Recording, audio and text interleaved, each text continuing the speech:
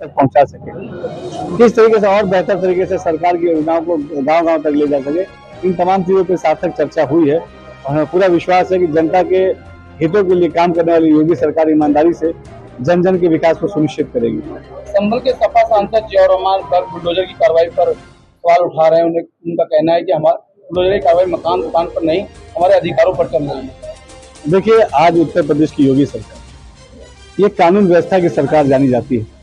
निष्पक्ष और पारदर्शी तरीके से उत्तर प्रदेश की कानून व्यवस्थाओं को धरातल पे उतारने का काम हमारी सरकार द्वारा किया जा रहा है और हम ईमानदारी से जनता के हितों के लिए काम कर रहे हैं, जनता के अंदर एक सुरक्षा का माहौल देने के लिए काम कर रहे हैं, प्रदेश और देश के विकास के लिए काम कर रहे हैं, जनपद की उन्नति के लिए काम कर रहे हैं। सपा सांसद जियाउर रहमान गर्ग लगातार अल्पसंख्यकों को लेकर के, मुस्लिमों को लेकर के सवाल खड़े कर रहे हैं कि बुलडोजर की कार्रवाई उनके अधिकारों पर हो रही है।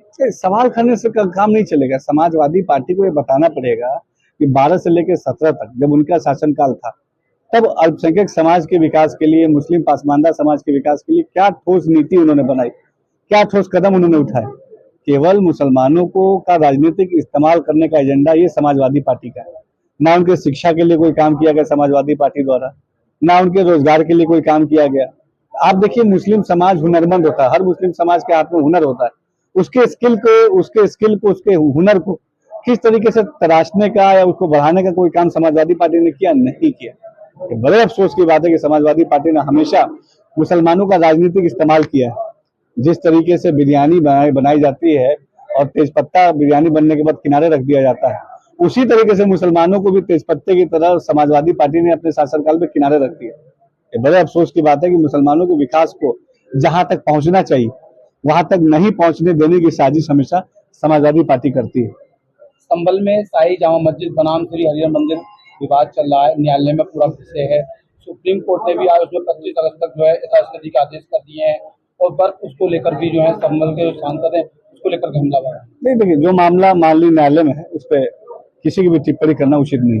वर्ग का ये कहना है कि हमारे धार्मिक स्थलों को टारगेट किया जा रहा है। पिछले दिनों एक कब्रिस्तान है उसे हटा दिया गया, दुकानों को हटा दिया गया।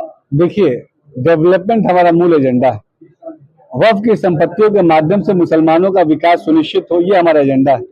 मुस्लिम समाज के जो मदरसे हैं उनको हम आधुनिक शिक्षा से जोड़े, दीनी तालीम के साथ साथ, ये हमारा एजेंडा है। हमारे जो मुस्लिम बहन है उनको मिड स्ट्रीम के जॉब्स मिल जाए, मिड स्ट्रीम के एजुकेशन मिल जाए, ये हमारा एजेंडा है।